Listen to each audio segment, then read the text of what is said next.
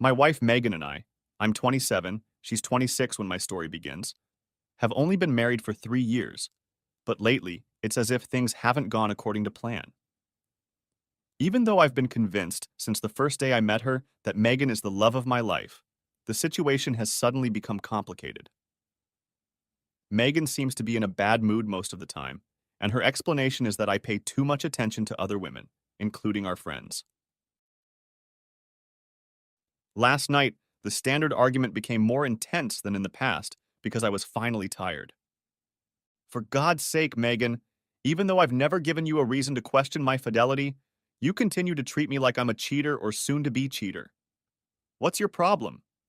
I trust you despite your minor, though far more significant than mine, flirtations. But if I even tell one of your friends that I like her dress, you act like I've been cheating on her for the last month. I yelled, unable to contain my voice, nor the hair on the back of my neck, nor my flushed face. We screamed at each other for the next 10 minutes before she ran out of the living room of our rented house, crying. She locked the master bedroom door. As I was about to go to bed, I told her to open it, or I would kick it open.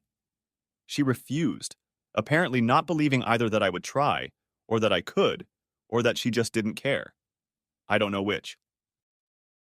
A minute later, she was already leaving for the second bedroom, walking past the broken door lock. Despite my annoyance, I fell asleep quickly, worried only that since I couldn't lock the bedroom door, she might castrate me in my sleep. The next morning, I made blueberry pancakes, sausage, and a Kona K7 coffee from Paradise Roasters, rated 95, almost the highest ever. Her favorite breakfast, as a reconciliation. She wasn't very social, but she ate and drank with gusto. Then I started talking about the basketball game she bought tickets for on Saturday afternoon. She played in high school and Division III college, and she likes the game. But given the explosion yesterday, I didn't know if she was going with me, even though she bought the tickets, they were in my possession. I was going to go anyway. She acted like she was doing me a favor, but she still agreed to go, and we even exchanged a couple of not-so-sarcastic words on the way there. Next chapter.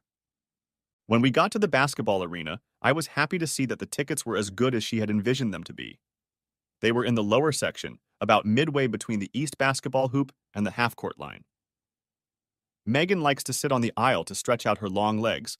She is 6 feet 1 inch tall, or 185 centimeters if you prefer the metric system.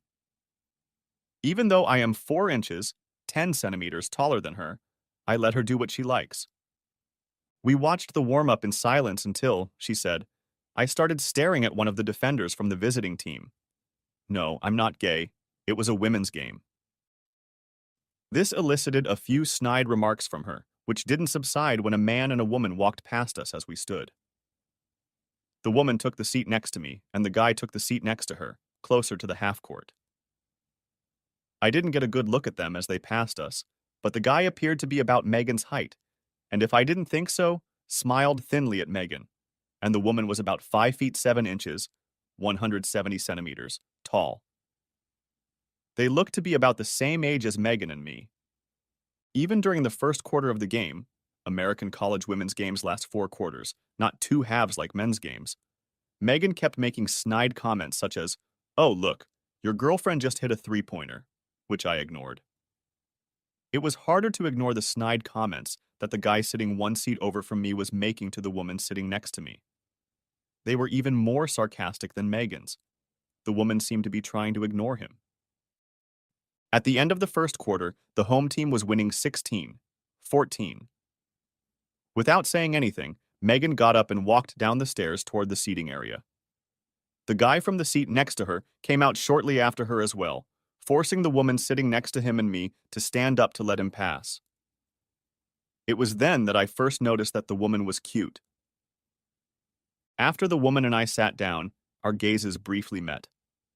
Since misery loves company, I said to her, "Your companion seems to be in as bad a mood as my wife." "If he were just my companion, I'd be gone by now," she grinned. "But he's my husband, at least for the moment."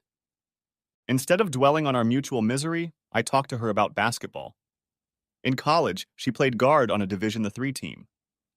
"I couldn't score worth a damn, But I led the conference in assists. And you, did you play? She said, then asked. Yeah, my wife and I played at the same college.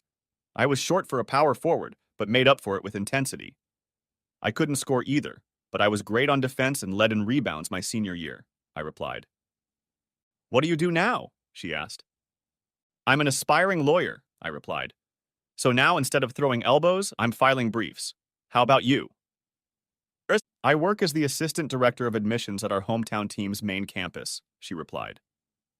I personally, along with my coach, lobbied for the enrollment of Kate Simmons, the girl on our team who led all scorers in the first quarter, she proudly stated. Megan then returned with a beer for herself, nothing for me, and shortly thereafter, this woman's husband returned. At least he had 2 beers, one for his wife, and our conversation ended. Next chapter. At halftime, Megan left, again without saying a word to me, maybe to the restroom or to get popcorn or a beer, I don't know. The husband of the woman sitting next to me also got up to leave. The woman moved out of the way, and I stood up to let him pass. He said a curt thank you to me, but didn't say anything to his wife. The woman and I resumed our conversation from the end of the first quarter. I see your husband's mood hasn't improved a bit in the second quarter, I chuckled, though it wasn't funny. Yeah, I don't know what to say. It sounds like his problem is jealousy, and that makes me wonder. Don't a lot of psychiatrists say that when someone exhibits a certain irrational trait, they believe that everyone is just like them and that it's a manifestation of guilt? I think you're right. I've noticed that, especially when it comes to honesty. Dishonest people are always suspicious of other people's scruples because they think everyone is as crooked as themselves, I replied, making really intense eye contact with her for the first time. We talked for a couple more minutes, probably smiling at each other. That must have been why the kiss cam focused on us.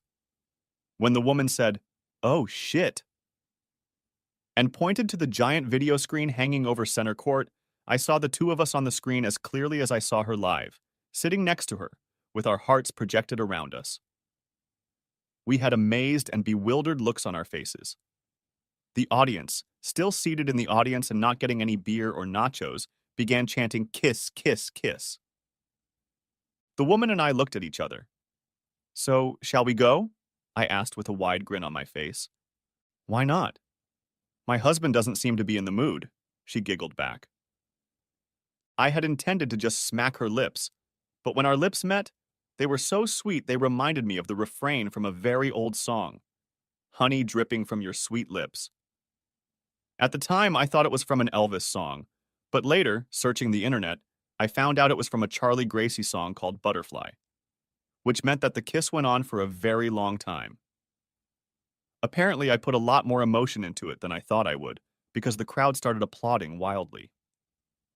Finally, we mutually broke the kiss, and when we looked at the video screen again, it flashed red hot, with little fireworks and rocket symbols, almost like a video fireworks display. Thankfully, after about 10 seconds, the screen started showing the first half stats. The woman and I were silent for a full minute. I know I was uncomfortable, and she probably was too. When I finally turned to her, her face was flushed. I assumed mine was too. I stuttered, since we were obviously the best entertainment of the break, I should at least know your name. My name is Aaron, I said, holding out my hand. She took it and mumbled, I'm Julie. Sorry I got carried away, I didn't mean to. No problem, I replied. I'm afraid I am too. We both stared straight ahead without saying another word. When Megan returned a few minutes later, she asked me, what was that cheering a few minutes ago? Giving me hope that she hadn't seen it. My honest answer was this. 2 reluctant people were making out in the kissing booth. Having said that, I looked at Julie. She had a devilish grin on her face. The rest of the game went relatively quiet, except for the fact that both Megan and Julie's husband left their seats again between the third and fourth quarters, but didn't return with any goodies. I thought, they must have small bladders, even though I hadn't noticed that about Megan before. While they were gone, Julie and I made harmless conversation. Thankfully, the kiss cam never showed up again. Megan and I didn't kill each other in the second half, and neither did Julie and her husband. The home team trashed the visitors in the second half, so none of the fans were in suspense. Megan and her husband left with about 6 minutes left in the game. When they got up and left, Megan and I sidestepped to let them pass. As Julie walked past me, she discreetly slipped something into my hand. I discreetly tucked it into my pocket. It was a piece of paper. Megan and I left the arena with 3 minutes left in the game. On the way home, I tried to be as chipper as possible and talked more about the finer points of the game. When we got home, I made dinner and opened a bottle of Megan's favorite wine, something I don't usually do. My motives weren't pure. My libido had strangely increased after the game, and given Megan's recent mood and our fight last night, I decided I needed to get her drunk. Although it took a lot of effort and a bit of luck, good food, and 2 bottles of wine, which she drank without much help from me. Sunday morning, I pulled the pants I wore to the basketball game out of the closet and looked in the front right pocket. On a piece of paper it said, Julie, and a phone number, unless she was really mad, obviously her cell phone number. It made me remember the hallucinations of the previous evening. I memorized the phone number and then swallowed the piece of paper. First person narrative, Julie Waters. At the time my story began, I was 28, my husband Derek was 29, and we had been married for over 4 years, but less than 5.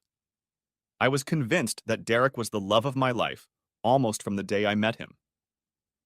For most of the time I'd known him, Derek had been a balanced guy, passionate when needed, but most of the time calm.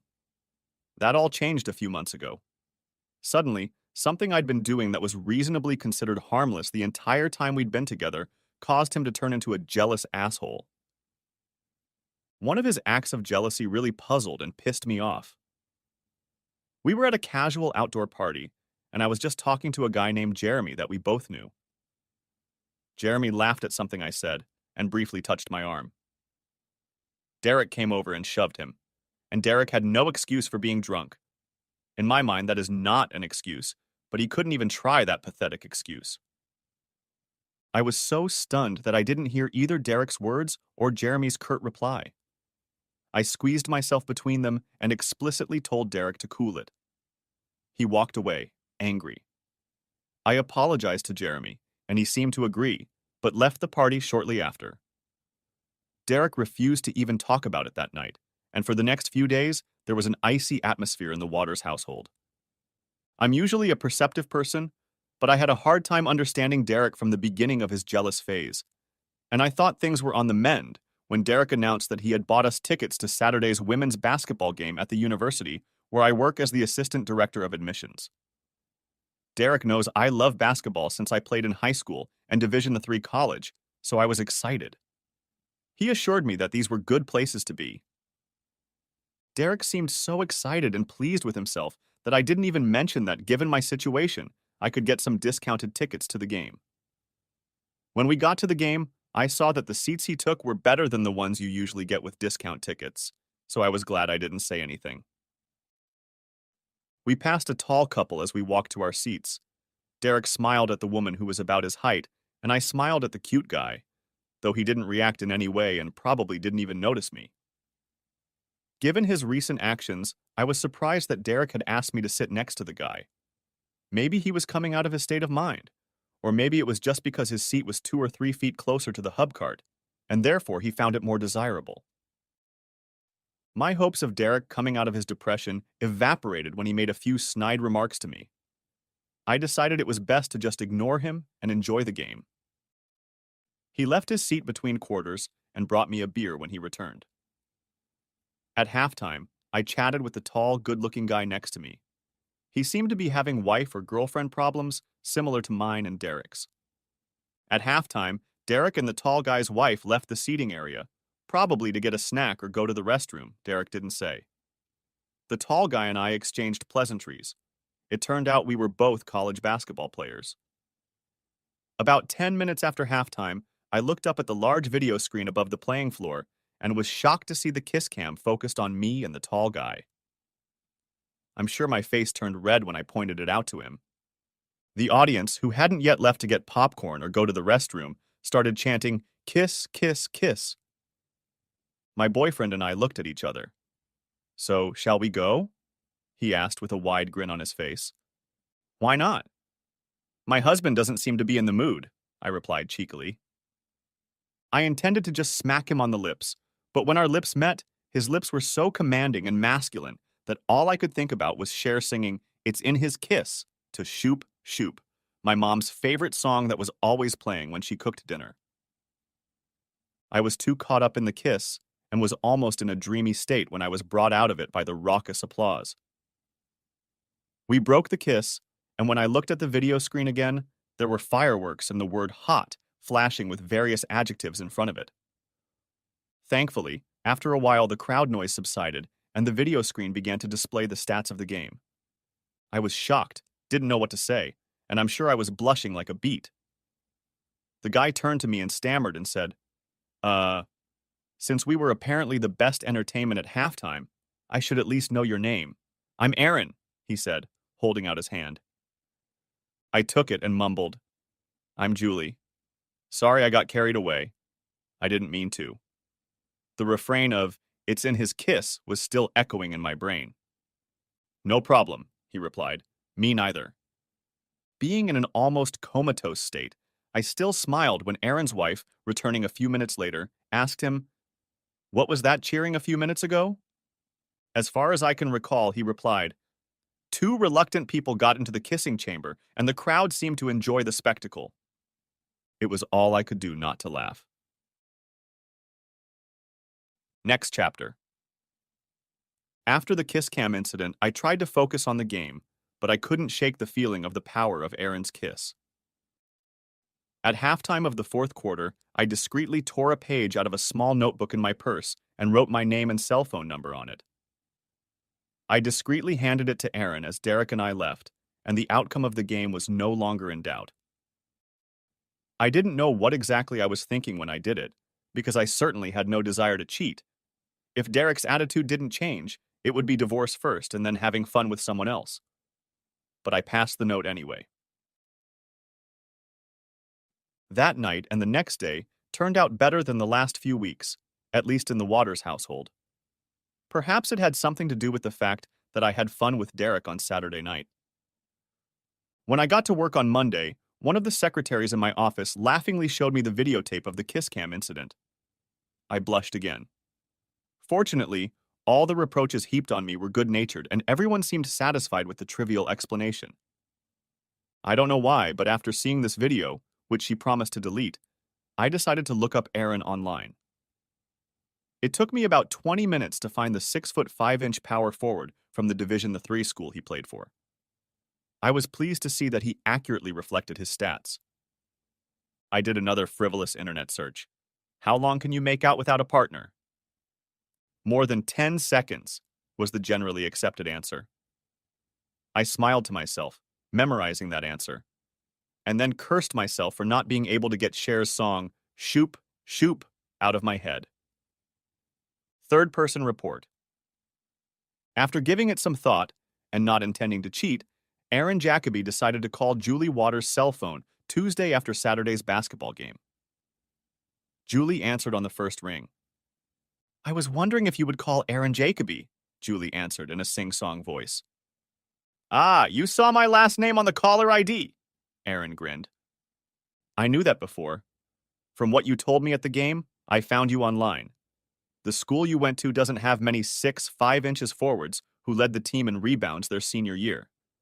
But I'm glad you didn't inflate your stats," she grinned. "Well, now I'm at a disadvantage," Aaron grinned. "I didn't have the sense to try and find you, so maybe you'll just give me your last name."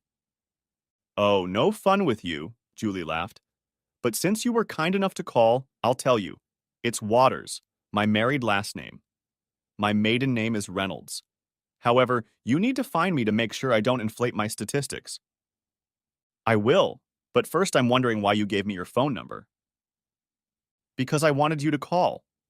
After you took advantage of my poor innocent little self at the basketball game, and considering the crap I got at the office from my coworkers, one of whom even taped the screen, I think you should buy me lunch." "Okay, Aaron laughed. Even if that's not true, I don't know of a single reason not to have lunch with you. How about the Potbelly Deli on Prescott and Vine? It's about the same distance from campus and my office. Sound good? I was thinking Le Taillevent, Julie grinned, referring to the most expensive restaurant within a 100-mile radius. But Potbelly will do. What day and time? How about Friday, 12:30? Replied Aaron. Works for me, see you then, Julie replied in her sing-song voice before ending the conversation. Weird, Aaron chuckled to himself. Next chapter. Aaron and Julie arrived at Potbelly's at the same time on Friday and smiled as Aaron opened the door in front of them and they stepped inside. They placed their order at the counter, Aaron paid, and then found the far table and placed the 14 inches order sign on it. Aaron either hadn't gotten a good look at Julie, except for her lips, on Saturday, or she'd really washed her face well, because she looked much more attractive than he remembered. Her emerald eyes seemed like lasers and contrasted beautifully with her gorgeous brown hair with flecks of red. Julie had gotten a good look at Aaron, not just his lips, on Saturday, and he looked just as impressive today. She loved his blonde hair, piercing blue eyes, broad shoulders, and such a sweet smile framed by cute dimples. Julie and Aaron just chatted about their lives and backgrounds while waiting to order and during their meal. It was a pleasant conversation for both of them, and they often looked into each other's eyes, obviously fascinated by the intensity of their irises. When they had finished, Julie said, "Do you have time to go to Veterans Park? It's within walking distance." Sounds good, Aaron replied. I don't have to get back to the office until 2:45. They moved toward the park without any body contact, chatting amicably about current events. When they reached the park, Julie led them to a distant bench and sat them down. Aaron politely followed. With a devilish grin on her face, Julie turned to face Aaron and looked into his soul. I'm a very straightforward person, Aaron. That's why I gave you my number and wanted to meet with you. I have a plan of action. Really? Grinned Aaron. Yes, really, Julie grinned back. As you may have noticed from Saturday's game, Derek has been really annoying me lately. He's the love of my life, and I want him back with the man I married, so I have no intention of getting rid of him, but things have to change. I noticed during the game that you seem to be in the same position as me. Aaron opened his eyes wide. Almost in the same position. Megan is the love of my life, but something has to change. I can't keep living the way I've been living for the last 2 or 3 months. That's one of the reasons I wanted to meet you, Julie continued. Maybe by gathering our thoughts, we can find a way to give back what we had with the people we hoped and expected would become our life partners. Maybe by exchanging opinions and ideas we can, Aaron smiled, truly perking up for the first time in a long time. And there's a second reason I want to meet with you that I'd rather not tell you about, but since I'm always straightforward, I'll tell you anyway, Julie replied with a sly smile. I'm a lifelong planner, which is what the admissions office relies on in my job, and I want to provide for all contingencies. And one of those contingencies would be you throwing Derek out? I'm surprised a striker can be so astute, she laughed with a smile that seemed more than pleasant to Aaron. Yes, that's exactly what I mean.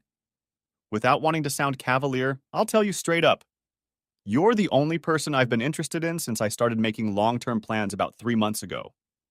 So, did I scare you off?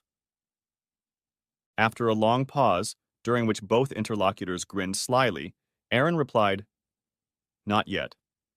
I may not be as far along as you are, and I'm not one to jump from one relationship to another, but I must admit that you are intriguing and sultry. What role do I play in your scheme? I'm glad you weren't rude enough to propose to me, Julie replied, grinning even wider. I have no intention of cheating. However, your kiss, honestly, even though I'm going to blush talking about it, was definitely one of the top 5 kisses of my life. So I'd like to have a casual relationship, perhaps a few kisses and hugs, for a while we both watch our marriages grow. While we try to help each other rekindle what we had with those we hoped would be the loves of our lives, so that we evaluate each other in case things don't work out the way we'd like with our spouses. Maybe we'll meet once a week or so for an hour or two, tell each other how things are going, exchange ideas, and see if we have a mutual interest in each other if our marriages fall apart. Aaron stared intently at Julie for the next few minutes, and neither of them seemed interested in breaking eye contact except for a few fleeting blinks. Finally, Aaron said, "You're a really straightforward person, Julie. I like that. No need to beat around the bush. I'm not interested in cheating either, but a few kisses and hugs never hurt anyone. Megan does it at every party we go to." At this, Aaron said only to himself, "But not like the plasma kiss we gave each other for Kiss Cam. Text me this weekend when and where we'll meet next week, okay?" "Sounds like a plan," Julie grinned. "But first, let me give you some advice about Megan. Don't let the situation escalate. Make her sit down and listen to you. Tell her that she's the love of your life and you want the one you married back, and give her time for this to settle down." After a long pause, Aaron replied, "Good advice. I was thinking about it myself, but after hearing you say it, I believe it's a really good idea. How about you? Are there any pearls of wisdom I can impart from a guy's perspective?" "Just one. Why did Derek get physically intimate with the guy I was just talking to?" "I can't be sure because I don't know him or that guy, but I think you should start by cornering Derek and getting him to tell you why this situation pissed him off so much, and if there's anything you can do to prevent it in the future." Aaron smiled. Julie thought for a moment. "Good advice," she smiled back. They got up from the bench and walked back to Julie's car, not making body contact, but chatting more amicably. When they reached her car, Julie said, "That's me. Thanks for lunch." "I didn't get dessert," Aaron said, and then gently pulled Julie to him for a kiss. She stopped him. "Wait," she said, pulling a watch out of her pocket. "What's this?" Aaron laughed. "I timed it on a video my coworker took of us kissing on the kiss cam. It lasted about 28 seconds. If the internet is to be believed, a proper kiss shouldn't last more than 10 seconds. Let me know when you're ready and I'll start my timer, which is set for 10 seconds. It has a beep when the time runs out." Julie grinned. "Are you serious?" started to ask Aaron, but Julie interrupted him. "I just started the timer. Don't waste any time," she said with a smirk. They reluctantly broke their kiss as the timer buzzed. Julie smiled and said, "Nice. Very nice," opening the car door and settling her slender body into the driver's seat. Aaron waved goodbye as she drove away. Aaron was surprisingly productive, returning to work at 2:40 p.m., preparing some interrogatories and requests for admissions for one of the lawsuits he was working on with the senior partner, giving some assignments to the paralegals, and then heading home around 5 p.m. It was on the way home that his thoughts returned to his meeting with Julie. Aaron was in complete agreement with her plan to do everything possible to get the couple out of their jealousy phase while assessing how compatible they would be if things didn't work out. As Julie drove home from the college admissions office, her thoughts were similar to Aaron's. She was really trying to make things work with Derek, but was perhaps a little more pessimistic than Aaron. Next chapter. When Aaron got home Friday night, he was pleased to see that Megan seemed to be in a better mood than before. They went out for an early dinner in a casual setting, but then Megan jumped on him about promising to help a friend who was having a crisis. Aaron took offense that she hadn't mentioned it sooner, and that it might interfere with their time together. She promised to make it up to him when she returned. Although Megan got home later than he had hoped, she was in a good mood, took a quick shower, and went to bed. Aaron thought, "We'll talk to her tomorrow."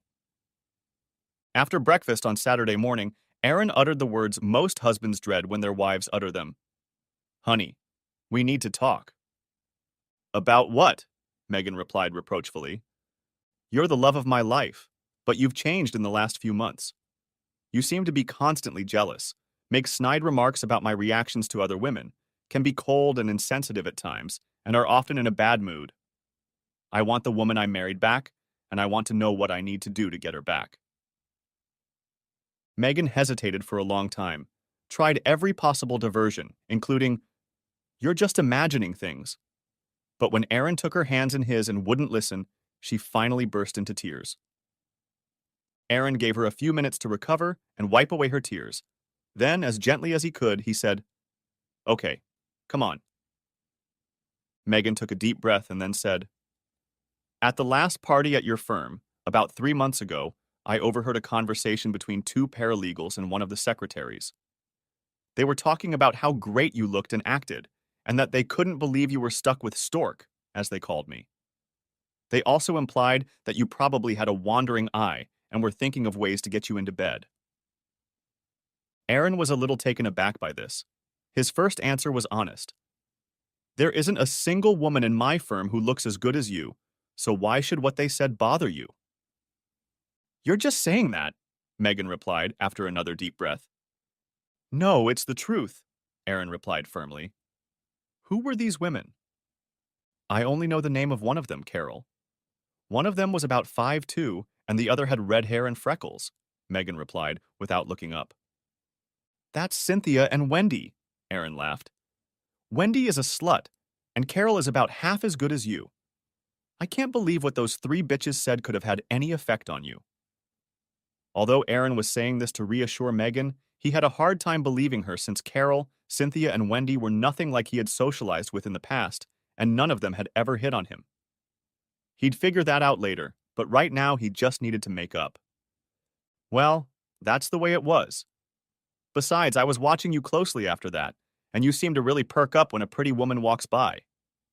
"For God's sake, Megan, I'm a guy," Aaron grinned.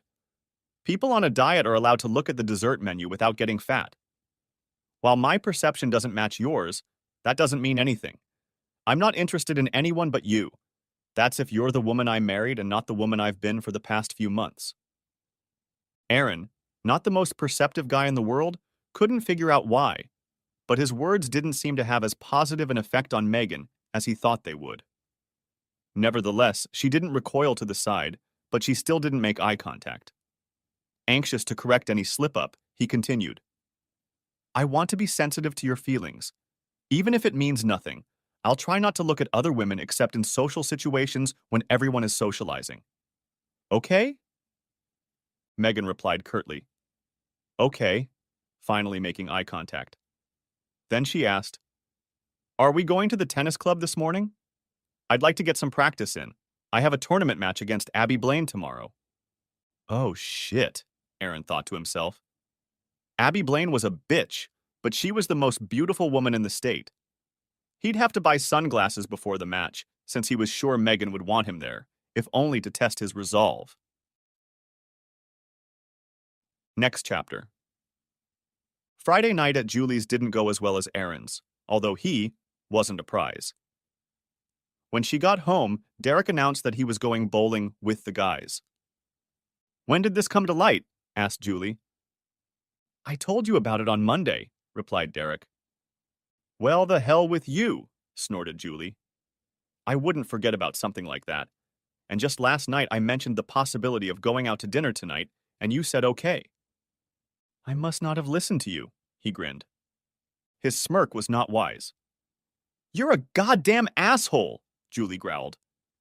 "You got so upset about me just talking to a guy at a party that you got into a physical confrontation with him and acted like I was a slut. Yet you think you can dictate to me. You think it's appropriate to ignore me because what I say doesn't matter and then just dump me on Friday night. Aren't you afraid I'll be promiscuous, asshole?" Derek hadn't seen Julie this pissed off in a long time. He decided to choose his words carefully. "Look, I'm sorry if there was any misunderstanding, either at the party or tonight. Why don't I call my friends and tell them I'll only come over after I take you to dinner?" Julie calmed down. "Just as long as it's not Burger King or Wendy's," she replied, with a stone face and arms crossed. "How about Yadali? We can eat real Italian food and it won't take all night, so I'll only miss a half hour or so of bowling. Please, Julie, I'll also get a foot massage tonight." Italy was a good local trattoria, so Julie agreed, and Derek went into the other room to call his bowling buddies while Julie changed. Over dinner, Julie and Derek had quite a decent conversation, including some about their days. Julie forgot to mention her lunch with Aaron, but instead complimented Derek on some of his mid-year admissions essays. When Derek got home that evening, Julie was already asleep. Next chapter. Aaron checked with Carol, Wendy, and Cynthia, separately, about what Megan had told him. All three emphatically denied that they had discussed anything at said party and had never been all three together at the same time.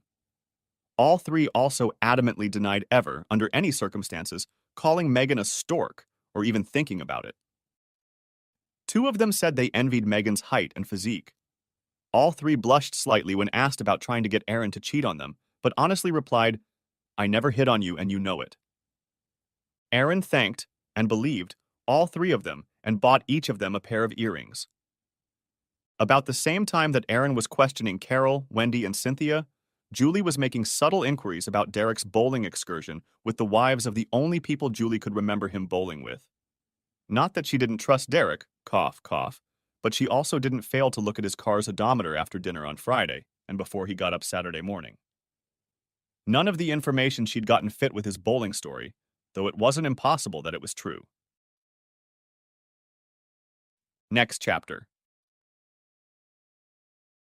For the next 4 weeks, Julie and Aaron met for an hour or two once a week, most often over lunch and sometimes for something else.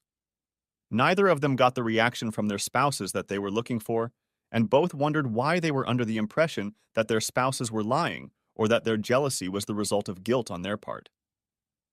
Nothing they suggested to each other helped. True, they ended each meeting with a 10-second kiss, which both seemed to be getting better with time. During their last meeting on Monday afternoon, Julie had a desperate plan brewing. "I'm at my limit, Aaron. I think I need to shock Derek into going from unacceptable to unacceptable within 4 months. Do you feel the same way?" Aaron thought for a moment, but then said, "I never thought I'd say this, but yes, I do." Julie sighed and said, "Here's the plan. You bring Megan to my house next weekend. We can call and arrange a time. We'll meet with them together, tell them we weren't in a relationship, but we're disappointed with them, and if nothing changes, we'll divorce them and leave together." Aaron raised his eyebrows. "What if they go for the bluff?" "Who says it's a bluff?" Julie hummed, then pulled Aaron to her. Aaron meekly replied, "Give me a couple days to think about it and give it one last try with Megan. Maybe I'll agree to it." "Maybe?" Julie giggled. Aaron wheezed, "Quite." Next chapter. Tuesday night, Aaron made another attempt with Megan. Although she offered a few platitudes, she mostly brushed them off. On Wednesday, Aaron called Julie and they arranged to meet the couple on Saturday at 2 p.m. at Derek and Julie's house. Julie Waters' first-person account. By the time Aaron and I agreed to meet with Derek and Megan on Saturday at noon about their unacceptable behavior, threatened divorce, and elope together, I was ready to put Derek out of my mind. How he had gone from the expected love of my life to the asshole he was now was baffling to me. While I wanted this to be my last attempt, I'm not sure I wanted it to succeed. As far as I could tell, Aaron was everything that Derek had been when I fell in love with him. Plus, Aaron had a thing called "in his kiss." That was not only unrivaled in my experience, but beyond my most unrealistic expectations. I made it clear to Derek that he had to be back from Saturday's golf game no later than 1:30 p.m., as important guests would be arriving, and that if he didn't return, the locks would be changed. I even had him on the phone with the locksmith I'd already paid to be on standby. Derek wasn't happy, but I knew he would comply. Aaron and Megan arrived exactly at 2 o'clock. Megan looked better than I remembered, but she looked very nervous. When I called Derek into the living room to greet the guests, his face lost all its color, his jaw dropped, and Megan's eyes widened. Suddenly, I had a eureka moment.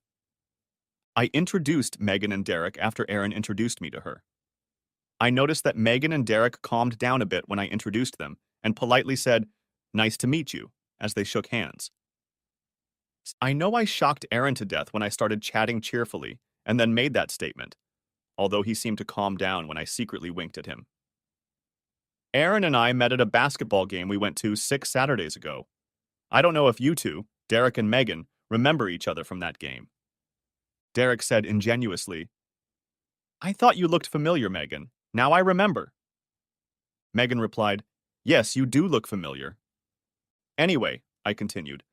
Aaron and I had a nice chat at break and have talked on the phone a few times since then, and we both realized that we liked bowling and we wanted you to get to know each other, so we made plans to go bowling today. Aaron and I haven't bowled in a while, and Aaron said that Megan used to bowl, and I know you go bowling sometimes, Derek, so I thought it might be a chance to meet some new friends. Aaron was still puzzled, but let me run the show. Derek and Megan seemed to smile in relief. So, what I did, and I hope this isn't too cheeky of me, is make a reservation at Southside Bowl and Billiards for the 2:30 track. I know you know where that is, Derek, because you've bowled there with your male buddies, and Aaron and Megan can go straight from there because I know he has a surprise dinner reservation with Megan, and so we can get to know each other better. I'll go with Aaron and direct him there, and Derek, you can take Megan. If we leave now, we can get there just in time. I noticed Megan and Derek glanced over and then smiled softly. Aaron's eyes were big, but he didn't say anything. When I got to Aaron's car, he jokingly asked, "What does the mystery woman give you?" "Go to Chester Street and turn right. I'll explain everything as soon as I call," I replied, pulling out my cell phone. I called the Southside Bowl and begged for a lane to be allocated to me at 2:30. After offering the owner $50, he agreed to skip the line and provide us with a lane no later than 2:40. I then turned to Aaron. "What restaurant should I call to get you and Megan a reservation for tonight?" "What?" Aaron laughed. "Are you going to tell me what's going on?" "I promise I'll tell you when I make a reservation. How about Italy? It's a restaurant that Derek and I go to sometimes. They know me. It's a good local Italian trattoria," I said. "Okay," he grinned. I called and tried to make a reservation for 7 p.m., but had to settle for 6:30. "Okay, the 6:30 table is in your name. I'll text the information from their website to your phone right now." After I sent him a text with that information, I said, "Now I can explain." "Please explain," he laughed. I was very pleased that he took this change of plans so well and didn't mess anything up. Of course, since he's a guy, pardon the female chauvinism, he never realized what I'd done. Derek and Megan are having an affair. "What the hell?" he exclaimed, nearly driving off the road and getting a long honk from someone driving in the neighboring lane. It's clear from their reaction that they knew each other and were scared to death that we'd brought them together to confront them about it. They breathed a sigh of relief when I came up with the bowling story. We could meet tomorrow, exchange information about their activities, unleash a private investigator on them, and then decide what we should do. Continuing with our current plan would be a bad idea, as their affair will increase our exposure to the situation when, not if, we divorce them. I snorted rather than said anything. Then I realized what I had done was presumptuous. "Sorry, I mean when I divorce Derek. You obviously have to make the decision yourself. If we get ironclad proof that Megan is history, and I want to get you first," Aaron muttered, and then grinned, placing his hand on my knee for the first time in our relationship. "You mean you want to get my crack first?" I giggled. "You're so gross," he grinned. For the rest of the trip, we made plans for when and where to meet the next day and came up with ideas for IP. The bowling alley owner helped us out, and by 2:35, we were setting up the scoring computer and tying bowling laces. Megan and Derek calmed down when they realized we weren't going to take them out. Aaron was deliberately polite, and I was as fake nice as I'd ever been in my life. I was pretending to have a good time, and the others may have actually been having fun, although I doubt Aaron was as happy as he seemed. I did have fun with Derek that night. First-person narrative by Aaron Jacoby. Megan seemed to like Yadley, and she bought Julie's story that I surprised her by taking her there for dinner. Afterward, we went to a club, danced till we dropped, and that night we got down to it. If what Julie said was true, it was one of my last times with Megan, and I didn't feel any guilt for thinking about Julie. I scrutinized my calendar for the past 4 months, and did some online and credit card searches before meeting Julie on Sunday at 2 p.m. in the conference room next to her office at the university. We quickly established at least 6 dates, including Friday night, when Derek allegedly went bowling and Megan went to help a friend in crisis, when Derek and Megan may well have met. It was also clear that they worked in the same office building, Their companies were only 3 floors apart, and Julie's check of Derek's personal credit card showed that he had bought all 4 tickets to the Saturday night basketball game we went to. We were at a loss as to why they would go to a basketball game with us. Julie eventually concluded, and I agreed with her, that there were 2 reasons. The first was to see if we suspected they were having fun. The second was to get another chance to be together. When I thought back on it, they both left their seats after each quarter, perhaps to fondle each other or laugh at how clueless we were. By 3:30 p.m. Sunday, we were sure they were having an affair and had mapped out 3 possible EPs. On Monday, I would visit 2 of them, Julie would visit the other, and we would both visit the one that seemed most appropriate. We ended our meeting with a kiss, but we had no intention of continuing the relationship until the divorce papers were filed. Julie made it clear that she would file the papers as soon as she received proof from the private investigator. She had already met with the attorney, a friend of her brother-in-law's who had a reputation as the meanest orca in the state. I had already spoken to the orca woman on the phone, and she was willing to represent me once we had the evidence, and I met with her in person. If the evidence obtained by the private investigator met our expectations, I would go for a divorce as well. I had never had a divorce case, never wanted to do one, and never wanted to involve anyone from my law firm in my personal affairs, so I was more than willing to use the same slash as Julie. Since I knew that once I got proof of Megan's infidelity, I would never do it with her again. Legally, it would be considered reconciliation if I did. I knew enough about divorce law from the bar exam to realize this without even talking to an expert. And since she was good and I could fantasize that she was Julie, between the Sunday Megan and I met and the time we got the private investigator's report, I was like an elephant in mustier, the male equivalent of a woman's fever. I was hoping I wouldn't wear Megan out so that she wouldn't be having fun with Derek when the private investigator found out. But to my surprise, she was usually ready, and if not, I just got her drunk and or gave her a foot massage and then beat her brains out in the doggy pose. It was the easiest thing to fantasize about being Julie. 2 weeks and 2 days after Saturday, when Julie concluded that Derek and Megan were cheating, we met with the 2 private investigators, a man and a woman, we had assigned to expose them. We felt the evidence was irrefutable, and when we showed it to our attorney, Judy Orca, that's not her real name, but it had to be, she almost drooled. After that came the question of exactly how we were going to finalize our divorces. We are fortunate to live in a state, and to have an attorney as smart and knowledgeable as Judy, that allows the plaintiff, in our state that's the person filing for divorce, to meet once the suit is filed and served, and the judge issues a preliminary order stating that marital property is not to be reduced or divided without a written agreement between the parties and eliminating the possibility that the post-filing relationship could affect the divorce proceedings. On the advice of an attorney, Julie and I left our rental housing and moved into an affordable apartment with monthly payments on the same day that the divorce petitions were filed and served. They were served on Derek and Megan by the same bailiff on Friday, when they had lunch together. We wanted it to happen when they were entertaining, but their schedules were, by design, lest they get caught, unpredictable, so we settled on when they were just together. Just a week after filing and serving the petitions for dissolution of marriage for adultery, the judge issued a preliminary order prohibiting dissipation and misappropriation of marital property and barring all counterclaims for post-service activities as grounds for divorce. The weekend after receiving this ruling, Julie and I went on a 3-day trip to a 4-star resort about 100 miles from home. I thought I knew Julie pretty well by the time we went to the resort. I found that she had many surprises, 99% of which ranged from wonderful to fabulous. Next chapter. What didn't surprise me was that, from what Julie said and from what I observed of Derek, his attempt at reconciliation was formal. What was surprising was that Megan appeared to actually try to reconcile. If she had tried to do that before filing for divorce, maybe she would have had a chance. Perhaps there would have been a chance even before Julie and I went to the resort.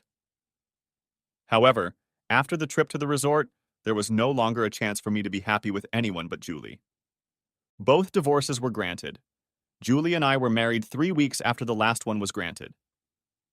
Third-person report. Epilogue. About 3 years after Julie and Aaron were married, Julie was 8 months pregnant and on maternity leave from her job, where she was now the director of admissions at a local university.